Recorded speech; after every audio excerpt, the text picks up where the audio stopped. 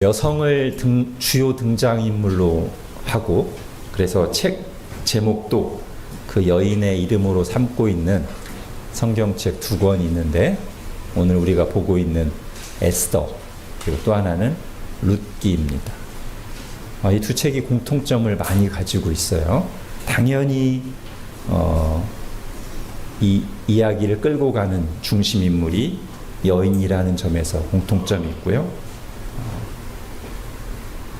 두 여인의 헌신과 결단이 상황을 역전시킵니다. 그리고 그걸 통해서 하나님의 뜻이 성취됩니다. 그리고 이 두 이야기에는 결혼이 이제 이야기를 이끌어가는 주요 배경이 된다는 점에서도 일치합니다. 그러나 이 두 책의 가장 큰 공통점이 뭐냐라고 한다면 둘 다 하나님의 섭리가 아주 두드러지게 나타나는 책이다 라고 말할 수 있겠습니다. 우연히 일어난 듯 보이는 일들의 배후에 하나님의 섭리가 있음을 아주 드라마틱하게 보여주는 책이 이 두 권입니다. 차이점이 있다면 룻은 이스라엘 사람과 결혼한 이방 여인이고, 에스더는 반대로 이방 사람과 결혼한 이스라엘 여인이죠. 룻기는 그래서 이스라엘 땅으로 들어온 이방 사람의 이야기라면, 에스더는 이방 땅에 살고 있는 이스라엘 사람의 이야기입니다. 룻기는 작은 시골 마을에서 조용히 일어난 일이라면, 에스더는 당대 최강대국의 왕궁을 중심으로 떠들썩하게 벌어지는 일이죠. 하나님은 정반대로 보이는 이 두 경우 모두에 섭리하시면서 하나님의 뜻을 이루어 가십니다. 이스라엘 땅에서도 이방 땅에서도 교회 안에 들어온 사람에게도, 또 세상 속에서 살아가는 신자들에게도, 화려한 왕궁에서도 시골 마을의 밭에서도 하나님이 섭리하십니다. 에스더는 우리가 지금 시대가 어디까지 왔죠? 여러분 흐름을 잘 따라오고 계십니까? 지난주부터 우리가 구약 성경의 마지막 시대인 포로 귀환 시대를 보고 있습니다. 지난주에 귀환했죠? 오늘은 그 이후의 이야기예요. 그런데 모든 유다 백성들이 다 예루살렘에 돌아온 건 아니고요. 여전히 그 페르시아 땅에 남아서 살고 있는 유대인들이 있었는데, 오늘 에스더서는 바로 그들의 이야기입니다. 에스더서가 그리 짧은 책이 아니에요. 10장이잖아요, 전체. 방금 전에 비교해서 봤던 룻기는 4장 짧은 책이지만 에스더는 10장이에요. 그래서 여러 사건들이 나옵니다. 근데 하나님의 섭리를 주제로 하는 이 책이 보여주는 건 뭐냐면, 1장에서부터 시작해서 나오는 그 모든 사건들, 처음에는 서로 관련 없이 각각 일어난 듯 보이는 그 사건들이 하나님의 섭리 안에서 서로 연결되어 있으며, 하나님께서는 그 모든 일들을 재료 삼아서 하나님의 뜻을 성취해 가신다는 것을 이제 보여주는 거예요. 오늘 그것이 무엇인가? 즉 하나님이 역사를 움직이시기 위해서 사용하시는 재료, 섭리의 도구들을 오늘 말씀을 통해서 좀 생각해 보려고 합니다. 에스더서의 중심 사건은 뭐냐면, 페르시아 땅에 살고 있던 하나님의 백성들이 갑자기 한꺼번에 몰살당할 큰 위기에 처했다가 하나님의 도우심으로 극적으로 반전이 일어나서 구원을 얻는, 그리고 영광스럽게 되는 이야기입니다. 근데 왜 한꺼번에 유대인들이 몰살당할 뻔했냐면, 모르드게를, 또는 유대인들을 너무나 싫어하는 이 하만이라는 권력자, 왕 다음의 권력자예요.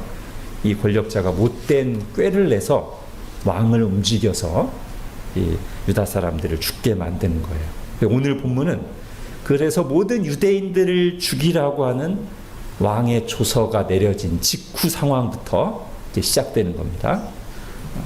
모르드게를 비롯한 유대인들이 갑자기 닥친 이 충격적인 상황 앞에 대성통곡하며 두려움에 떨고 고통하고 있습니다. 여러분 3절을 보십시오.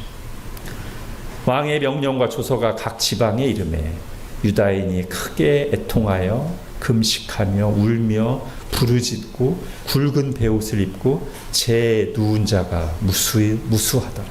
예.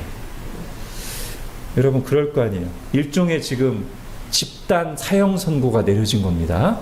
어느 날짜가 되면 나를 포함해서 우리 가족들, 유대인들이 다 죽어요. 그런 조서가 딱 도시 곳곳에 방으로 붙었어요. 얼마나 충격적이겠습니까? 더군다나 아무 잘못도 없는데 갑자기. 자, 왕궁에 있어서 아직 상황을 정확히 알지 못하는 에스더는 내시와 시녀들을 보내서 삼촌 모르드게에게 묻습니다. 무슨 일인가? 모르드게가 자초지정을 자세히 말하고 나서 에스더에게 요청합니다. 여러분 8절을 보십시오. 우리 민족이 다 죽게 됐다는 것을 에스더에게 말하고 나서 8절 중간부터 보십시오. 그에게, 그러니까 왕비 에스더에게 부탁하여 왕에게 나아가서 그 앞에서, 왕 앞에 자기 민족, 유대 민족을 위하여 간절히 구하라. 이렇게 요청을 합니다. 그러나 에스더는 선뜻 나서지 못하고 자기에게도 난처한 상황이 있다는 걸 모르드게에게 회신합니다. 뭐냐면 당시 이 나라 법은 왕이 부르지 않았는데 자기가 먼저 왕 앞에 나갔다가는 남녀노소를 막론하고 다 죽어요. 언제만 살 수 있냐면 그렇게 나왔는데 왕이 딱 보고 불쌍히 여겨서 또는 한번 들어보려고 무슨 일인가 왕의 손에 쥐고 있던 금으로 된 왕의 호를 딱 내밀면 살아요. 그래서 자꾸 왕이 그냥 가만히 있으면 그냥 죽는 거예요. 왕비라고 해서 예외는 아닙니다. 근데 문제는 이 왕비 에스더가 한때는 왕의 총애를 입었었는데 현재는 지금 한 달이 지나도록 왕이 에스더를 부르고 있지 않다는 거예요. 그래서 지금 왕의 마음을 알 수 없는 상황입니다. 이런 상황에서 그냥 나갔다가 왕이 금호를 내밀지 않으면 에스더는 그대로 죽는 거예요. 더구나 이 왕이 어떤 왕입니까? 1장에 보면 감정적이고 변덕스러워서 지난번 왕비, 그러니까 에스더 전의 왕비가 자기 말을 듣지 않아서 자기 자존심을 상하게 했다는 이유로 그날로 왕비를 폐위시켜버렸던 그런 왕이거든요. 여러분 이런 상황을 딱 보면 에스더가 염려하고 머뭇거리는 것이 분명히 이해되는 면이 있습니다. 다만 지금 어떤 상황이에요? 자기 가족, 자기 민족 전체가 한꺼번에 다 몰살당할 상황이고 왕에게 이런 상황을 도와달라고 알리고 간청할 수 있는 유일한 사람이 에스더 자신뿐이라는 사실을 생각해야 되죠. 모르드게가 그 사실을 엄중하게 깨우쳐 주는데 이 섭리의 책인 에스더서에서 나오는 아주 중요한 구절입니다. 여러분 14절 같이 읽겠습니다. 시작. 이때 내가 만일 잠잠하여 말이 없으면 유다인은 다른 데로 말미암아 노임과 구원을 얻으려니와 너와 내 아버지의 집은 멸망하리라. 내가 왕후의 자리를 얻은 것이 이때를 위함이 아닌지 누가 알겠느냐 하니. 예. 이 14절이 그야말로 섭리를 딱 말해준 책이에요. 네가 왕후의 자리를 얻은 것이 이때를 위한 하나님의 섭리가 아닌지 어찌 알겠느냐. 여러분, 올해 우리가 여름 수련회 주제 찬양곡이면서 최근에도 불렀던, 아마 지난주인가 불렀던 찬양 가사 중에 이게 있죠. 내 앞에 주어진 매일의 삶을 살다가 보면 그곳에 날 향한 계획, 섭리가 있다. 매 순간 나에게 요구하시는 작은 믿음들, 그곳에 날 향한 계획, 섭리가 있다. 예. 지금 모르드게는 이거를 분명히 인식하고 적용하는 사람의 좋은 예입니다. 네가 왕비가 된 것이, 지금 네가 그 자리에 있는 것이 너 혼자 잘 먹고 잘 살라고 하신 것이겠느냐. 바로 이때를 위한 하나님의 섭리가 아니겠느냐. 잠잠하지 말아라. 지금 내 자리, 하나님이 너를 둔 그 자리에서 할 일을 하라 말합니다. 오늘 하나님의 도구라는 제목으로 우리가 말씀을 살펴보고 있는데, 여기 그 중에 중요한 첫 번째가 나오죠. 에스더로 따지면 왕비라고 하는 자리. 보편적으로 우리에게 다 적용한다면 지금 내가 서 있는 자리, 위치, 그것이 바로 섭리의 장소고 하나님의 도구입니다. 거기서 내가 해야 하는 일, 할 수 있는 그 일을 하는 것이 바로 하나님께서 나를 향한 하나님의 뜻을 이루어 가시는 방식이에요. 우리 모두는 그렇게 지금 하나님의 섭리 가운데 하나님이 날 쓰시려고 두신 자리, 상황에 있습니다. 자, 두 번째로 아까 왕의 조서가 내렸다고 했죠. 이 당시의 최고 지도자, 권력자, 그리고 그가 하는 행동과 결정들, 이게 또한 하나님이 사용하신 도구예요. 오늘 본문에서도 마찬가지지만 정치 지도자들의 결정, 국가 정책이 다 옳다는 말을 하는 게 아닙니다. 지금 아하수에로 왕의 결정이 좋은 결정은 아니었어요. 하만의 꾀에 넘어가서 굉장히 비정하고 잔인하고 잘못된 결정을 내린 거죠. 지금 지도자들의 결정이 다 옳다는 말이 아닙니다. 우리는 기본적으로 하나님의 말씀에 근거해서, 즉 하나님의 계시된 뜻에 근거해서 지도자들의 결정, 국가 정책의 옳고 그름을 분별해야 되고, 거기에 따라서 그리스도인답게 합당하게 반응하는 것이 우리의 뜻입니다. 다만 우리가 생각해야 될 것이 있는데, 그 결정과 정책들이 가져올 모든 결과에 대해서 우리가 다 알 수는 없다는 것을 겸손히 인정해야 돼요. 즉, 우리는 계시된 뜻, 무엇이 옳은가 그른가는 알 수 있고 그것을 가지고 판단해야 될 책임이 있지만, 하나님의 숨겨진 뜻은 다 알 수 없습니다. 그것을 또한 겸손히 인정해야 됩니다. 하나님은 분명 에스더를 비롯한 하나님의 백성들이 당시 거주하던 땅의 최고 권력자인 이 변덕스러운 아하수에로 왕과 그가 내린 결정, 조서, 정책들을 하나님의 뜻을 이루는 도구로 사용하셨습니다. 이건 이미 우리가 앞에서도 여러 번 본 거예요. 우상 숭배하고 범죄한 하나님의 백성들을 징계하시기 위해서 바벨론 왕 느부갓네살을 하나님의 도구로 사용하시기도 했고, 지난주에는 또 예레미야의 말씀을 성취하시려고 페르시아의 왕 고레스를 또한 하나님의 도구로 사용하셨습니다. 느부갓네살이 다 옳았을까요? 고레스 왕이 다 옳았을까요? 아닙니다. 하나님 그들을 하나님의 뜻을 이루기 위한 섭리의 도구로 사용하신 것입니다. 뿐만 아닙니다. 하나님은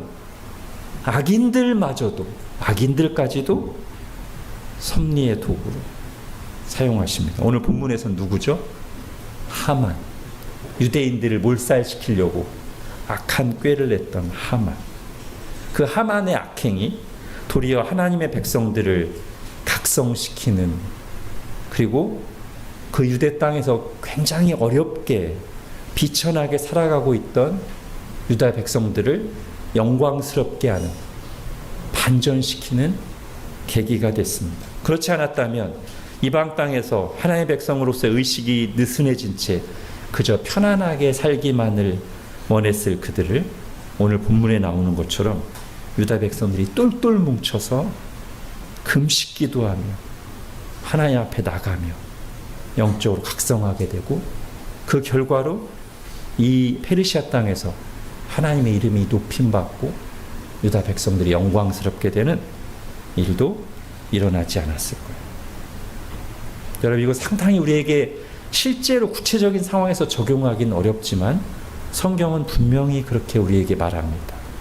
악인까지도, 내 인생에 고통을 주고 태클을 거는 사람들까지도 하나님께서 사용하셔서 하나님의 뜻을 이루어 가신다. 잠언 16장 4절을 이렇게 말합니다. 여호와께서 온갖 것을 그 쓰임에 적당하게 지으셨나니 악인도 악한 날에 적당하게 하셨느니라. 여러분, 요셉 인생에 악인들이 있었죠? 아주 끔찍한 악인들이죠. 동생을 구타하고 살인하려다가 인신매매로 팔아버린 형들. 이런 악인들이 어디 있습니까? 그런 형들이 한 명도 아니고 10명이나 있었습니다. 그리고 노예로 끌려간 곳에서 성실하게 살고 있는데 갑자기 요셉을 유혹하다가 뜻대로 안 되니까 누명을 씌워서 주인의 아내를 강간하려고 했다는 강간범으로 모함하고 감옥에 들어가게 만든 보디발의 아내. 얼마나 악인입니까? 우리가 성경에서 보는 것은 그 요셉의 형들까지도, 보디발의 아내의 그 악행까지도 하나님이 요셉을 향한, 그리고 요셉을 통해 이루려고 하시는 하나님의 그 구원 계획을 성취하시려고 사용하신 도구였다는 것입니다. 그래서 로마서 28장이 말합니다. 우리가 알거니와 하나님을 사랑하는 자, 곧 그의 뜻대로 부르심을 입은 자들에게는 모든 것, 좋은 것만이 아니라 모든 것이 합력하여 선을 이루느니라. 그 모든 것에는 악인과 그들의 행동까지도 포함됩니다. 자, 하나만 더 살펴본다면, 자, 한 번은 에스더의 삼촌인 모르드게가 대궐문에 앉아 있다가 내시들이 왕을 죽이려고 이렇게 모의하는 것을 우연히 엿듣게 되죠. 그리고 그것을 에스더에게 알려요. 그래서 그 반역 음모가 실패하고 아하수에로 왕이 목숨을 건졌습니다. 이 굉장한 공을 세운 거잖아요. 근데 그 당시에는 아무런 보상도 받지 못한 채 그냥 지나갑니다. 충분히 아쉽게 여겨질 수 있는 일이에요. 그냥 다 잊혀졌다고 생각됐는데 그게 아니었습니다. 시간이 흘러서 이제 5장 이후로 모르드게가 죽을 위기에 처한 날, 마침 왕이 잠이 오지 않아서 왕궁 일기를 꺼내 읽다가 그 일기 속에 모르드게가 반역 음모를 아뢰서 자신의 생명을 구한 부분을 읽게 돼요. 그리고는 곁에 있는 사람들에게 묻습니다. 아니, 이 일에 대해서 내가 모르드게에게 무슨 존귀와 관작을 내린 일이 있는가? 측근 신하들이 대답합니다. 아무것도 베풀지 아니하였나이다. 왕은 뭔가 빚진 심정으로 즉시 그날 밤에 미루어진 보상을 시행합니다. 근데 마침 모르드게를 죽이고 싶어서 안달이 난 이 하만이 참지 못, 다음 날까지 기다리지 못하고 그날 밤에 이 모르드게를 죽이게 해달라는 왕의 허락을 받으려고 왕을 딱 찾아왔는데, 왕은 이제 모르드게에게 상을 주려고 마음을 먹고 있던 차라 하만이 입을 열기도 전에 하만에게 모르드게를 영광스럽게 하라는 명령을 내리죠. 하만은 어쩔 수 없이 모르드게를 말에 태워서 자기가 그 아파를 앞에서 끌고 가면서 하나님이 영광스럽게 하기 원하는 자는 이같이 하실 것이다. 엄청난 굴욕을 당하고 모르드게는 목숨을 건졌습니다. 이게 이제 상황이 역전되기 시작한 장면인데요. 한때 보상받지 못한 채 미뤄졌던 선행이 때가 되자 하나님의 뜻을 이루는 도구가 되었습니다. 당시에는 정당한 보상을 받지 못해 아쉬움이 있었겠지만 오히려 그로 인해 꼭 필요한 순간에 도움을 받게 된 셈이죠. 마치 하나님께서 오늘을 위해 아껴두신 것 같은 그런 느낌이 들 정도입니다. 이것도 섭리의 도구입니다. 우리가 과거에 행한 일들, 다 정산받지 못한 선행들, 그래서 우리가 답답하고 때론 원망스럽게 여기는 그 모든 일들, 심지어 우리 기억 속에서 사라진 일들까지도 하나님은 언제든지 하나님의 계획을 이루기 위해서 섭리의 창고에 두셨다가 꺼내셔서 적재적소에 활용하실 수 있는 분이십니다. 자, 지금 여기까지 살펴본 도구들은 말 그대로 이제 섭리적인 도구여서요. 우리가 의도하지 않았고 미처 깨달을 수도 없는 상태에서, 즉 우리 입장에서는 그냥 수동적으로 참여하는 거예요. 그죠? 에스더가 왕비가 된 거, 왕의 조서, 하만이라고 하는 악인이 개입한 거, 이런 모든 것들은 이제 우리가 의도하거나 하지도 않은 거고 모른 채로 일어난 일인데 그것이 나를 향한 하나님의 뜻을 이루는 도구가 된 거잖아요. 자, 에스더서에서는 이걸 이제 더 실감나게 보여주기 위해서, 즉 우리가 다 볼 수 없는 하나님의 섭리가 작동하고 있다는 것을 더 실감나게 보여주려고 아주 특별한 문학적 장치가 사용되고 있는데, 그게 뭐냐면 에스더서에는 10장이나 되는데 한 번도 하나님이라는 말이 나오지 않습니다. 여호와라는 말, 주라는 말 한 번도 안 나옵니다. 심지어 말씀, 기도, 신앙적인 용어도 한 번도 안 나옵니다. 일부러 그렇게 하는 거예요. 왜? 우리 현실에 더 와닿게 적용되게. 왜 우리 현실이 어떤데요? 우리도 일주일간 삶을 살아가다 보면 하나님이 보이지 않는 것 같은, 하나님이 안 계신 것 같은, 주중에 그럼 직장에서 사시다 보면 하나님이라는 단어를 밖으로부터 들을 일은 거의 없는, 마치 하나님의 뜻대로 세상이 굴러가는 것이 아니라 상사들과 악인들과 이 세상 지도자들에 의해서 모든 것이 좌지우지 되는 것처럼 보이는 세상에 살고 있잖아요. 그런 세상 속에 우리가 살고 있다는 것. 그런데 그 속에서도 하나님의 뜻이, 섭리가 분명하게 작동하고 있다는 것을 보여주기 위해서 애써서는 하나님, 여호와, 주, 말씀, 기도라는 신앙적인 용어를 일부러 배제하지. 그러면서도 우리가 읽으면 너무나 자연스럽게 근데 하나님이 일하고 계시는구나, 섭리하시는구나 라는 것을 깨닫도록 멋지게 기록되어 있는 것이죠. 자, 그런데 이 에스더서에는 하나님께서 당신의 뜻을 이루기 위해서 사용하시는 도구들, 또 다른 종류의 도구들에 대해서도 분명히 말하고 있습니다. 앞에서는 우리가 다 헤아리지 못할 섭리적인 도구를 사용하신다고 했는데 그것만 사용하시는 게 아니라 또 다른 도구가 있어요. 오늘 본문에 나오는데요. 하나님께서 우리에게 분명하게 명령하시고 우리가 선택하고 결정해서 드렸을 때 하나님이 사용하시는 도구들이 오늘 본문에 나와요. 우선 아까 앞에서 모르드게가 에스더에게 말했죠. 네가 왕비가 된 것이 이때를 위한 하나님의 섭리가 아니겠느냐 라고 말했을 때, 그 이전까지는 상황만 보고 두려움 속에서 머뭇거리던 에스더가 이 말을 듣고 헌신의 결단을 합니다. 자, 16절 같이 읽겠습니다. 시작. 당신은 가서 수산에 있는 유다인들을 다 모으고 나를 위하여 금식하되 밤낮 3일을 먹지도 말고 마시지도 마소서. 나도 나의 시녀와 더불어 이렇게 금식한 후에 규례를 어기고 왕에게 나아가리니 죽으면 죽으리다 하니라. 아멘. 자, 지금 하나님의 섭리적인 인도하심과, 그러니까 왕비의 자리에 앉은 것과 죽으면 죽으리라는 헌신의 결단이 이제 만나는, 그러니까 섭리적 인도하심과 우리의 인격적인 헌신이 만나는 역사적인 순간이에요. 이 둘이 연결될 때 비유하자면 강력한 스파크가 일어납니다. 반전이 일어납니다. 어둠을 밝히는 불이 켜집니다.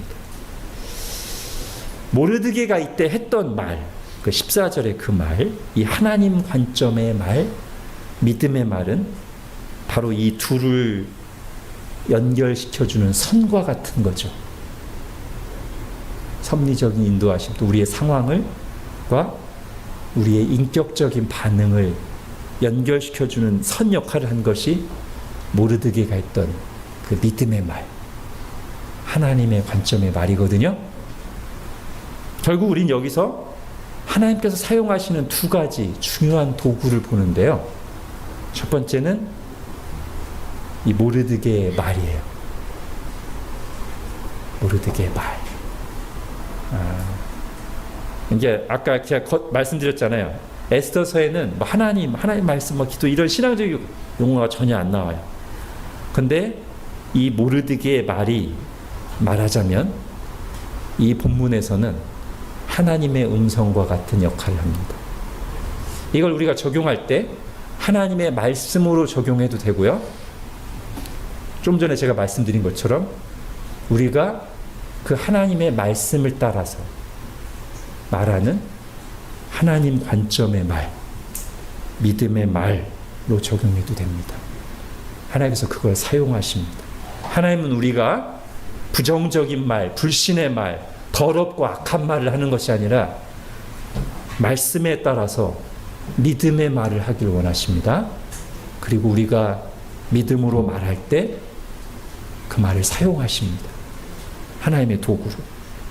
자, 또 하나 도구가 바로 이어서 나오는데 바로 뭐예요? 그 믿음의 말을 듣고 또는 하나님의 말씀을 듣고 에스더가 인격적으로 드린 헌신, 이것이 하나님이 사용하시는 도구입니다.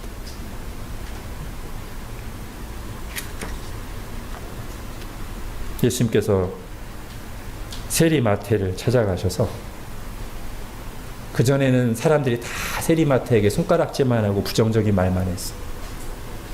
예수님이 세리마태를 찾아가셔서 나를 따르라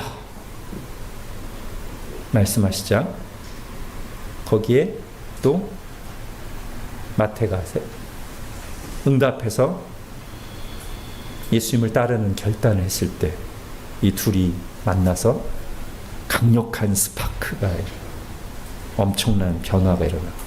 마태 개인에게도 그리고 인류의 역사에도. 이것이 하나님이 사용하신 도구입니다. 자, 또 하나 나오죠. 이제 16절에 보면 역시 여기는 의도적으로 기도라는 말을 사용하지 않았지만 우리는 여기서 금식한다는 말이 기도를 내포하고 있다는 것을 자연스럽게 짐작할 수 있습니다. 지금 사흘간 유대인들은 목숨을 걸고 왕 앞에 나아가는 에스더를 위해서 금식하며 기도합니다. 자, 이 대목이 이제 에스더서의 아주 드라마틱한 부분인데요. 에스더가 왕 앞에 나가기 전에 하나님의 백성들이 하나님께 나아갑니다. 다시 말하면 에스더가 지금 현재 눈으로 볼 때 유대인들의 운명을 좌지우지할 수 있는 세상 왕에게 나가서 간구하기 전에 바로 그 왕을 좌지우지하실 수 있는 하늘의 왕께 나아가서 간구하는 거예요. 하늘의 왕께서 결재하시면 세상 왕의 결정이 바뀔 수 있기 때문에. 다시 한번 얼마 전에 봤던 그 요한계시록의 묵시의 한 장면이 생각납니다. 기도가 나오죠. 로마 제국의 황제가 세상을 좌지우지하는 것처럼 보이고 하나님의 백성들은 그 앞에 아주 미약한 바람 앞에 등불처럼 보이던 그 시대에 하나님께서 보여주신 묵시 뭐였어요? 계시록 4장과 8장에 나오는 기도에 대한 그 상징적인 묘사. 기도는 뭐와 같다? 하나님 보좌 앞에 있는 금대접에 담긴 향과 같다. 하나님 그렇게 귀하게 보신다. 근데 그 향이 쭉 올라가요. 하나님이 흠양하시는 거죠. 우리가 드린 기도가 하나님께 올라간다. 그리고 하나님께서는 그 기도를 받으시고 나서 세상을 향해서 막 우레와 번개를 막 쏟아 부으시죠. 즉 성도들의 기도를 받으시고 사용하셔서 세상을 심판하시고 다스리신다는 것을 아주 인상적인 이미지로 보여주시는 건데, 여러분 지금 에스더서에서 일어난 일이 바로 그것 아니겠습니까? 에스더와 백성들이 한 마음으로 금식하며 기도했을 때 하나님께서는 그 기도를 들으시고 상황을 역전시키는 거죠. 하나님은 우리가 이렇게 기도로 하나님의 뜻에 동참하기를 원하십니다. 그래서 명령도 하시고 약속도 하시는 거예요. 우리가 그렇게 하기를 원하시기 때문에 우리가 하나님께 기도할 때 우리는 역사를 움직이시는 하나님 나라 성취하시는 하나님의 일에 동참하는 것입니다. 그러니 우리가 세상 사람들과 똑같이 상황만 보고서 어차피 안 될 거야, 거기서 끝나지 말고 얼마든지 상황을 역전시킬 수 있는, 그리고 우리의 기도를 사용하셔서 우리가 생각하는 것 이상으로 일하실 수 있는 하나님께 기도합시다. 하나님은 분명 우리의 기도를 들으시고 일하십니다. 자, 이제 정리하겠습니다. 하나님은 보이지 않는 것 같은 그 시간에도 일하고 계십니다.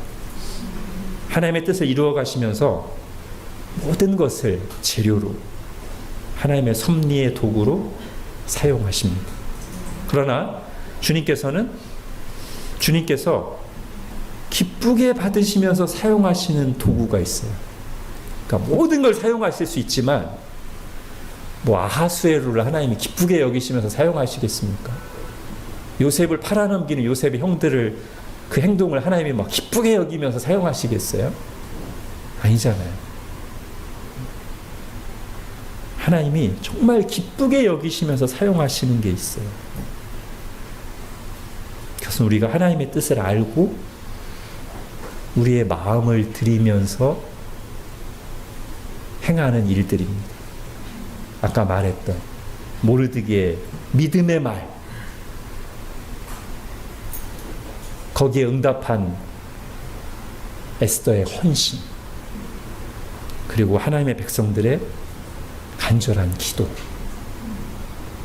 이런 것들이 하나님께서 우리에게 명하시는 것이자 하나님께서 기쁘게 받으시고 사용하시는 것들입니다. 그리고 여기서 사람을 둘로 나눌 수 있습니다. 다 하나님께 쓰임받지만 미처 하나님께서 나를 쓰신다는 것을 모르고 한 번도 내가 하나님께 마음을 들여 쓰임받은 적도 없는 사람들과, 아하수에로 왕과 하만을 포함한 그런 사람들이 있고, 또 한 부류는 하나님의 뜻을 알고 인격적으로 내가 마음을 드리고 순종해서 하나님께 기쁨이 되면서 쓰임받는 사람들이 있습니다. 모르드게, 에스더, 유다 백성들, 그리고 모든 신자들이 거기에 해당돼야 되겠죠? 그런 면에서 하나님의 백성들은 한편으로는 하나님이 사용하시는 최고의 도구이면서 또한 하나님이 사랑하시는 대상, 하나님의 목적으로 삼고 있는 존재들입니다. 즉 하나님은 아하수에로와 하만 같은 사람들을 하나님의 뜻을 이루는 섭리적인 도구로만 사용하셨지만 에스더와 모르드게를 포함한 유대 백성들은 도구로만 쓰신 게 아니에요. 즉 그들을 통해 일하셨을 뿐만 아니라 그들을 위해 일하셨습니다. 근데 이것도 다시 우리가 잘 보면 하나님께서 우리를 통해 일하시려고 우리에게 명령하시고 우리를 사용하시는 것도 사실은 우리를 위해서 그렇게 하시는 겁니다. 전에도 말씀드린 바가 있듯이 하나님은 나약한 우리를 자꾸 데리고 막 세우시고 끌고 가시는 것보다 하나님 혼자 일하시는 게 제일 편하실 거예요. 근데 자꾸 우리에게 명령하시고 하나님 뜻을 보여주시고 우리에게 인격적인 반응을 요구하시고 기도하게 하시고 헌신하게 하시는 것은 하나님이 뭔가 결핍되어 있어서 나 좀 도와다오 얘들아 하시는 게 아니고 우리가 그렇게 기도하며 하나님을 찾고 우리의 마음을 삶을 헛된 것에 드리지 않고 하나님께 드려 헌신하고 하나님께 쓰임받으면서 하나님을 경험하고 알아나가는 것이 우리에게 좋은 것이기 때문에 그렇게 하시는 거예요. 하나님은 우리를 위해서 독생자 예수 그리스도를 아낌없이 내어주셨습니다.